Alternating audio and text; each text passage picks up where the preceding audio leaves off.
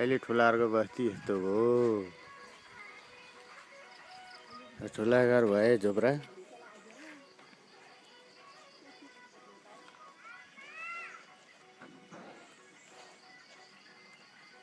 नयाँ घर पनि यस्तो छ। स्कुल भत्केर केही छैन।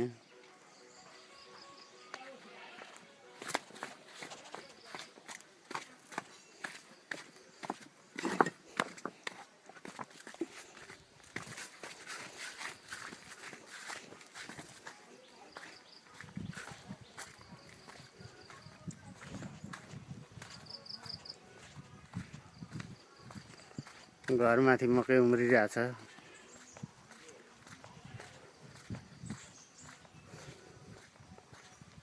दैवी प्रकोप महाभूकम्पको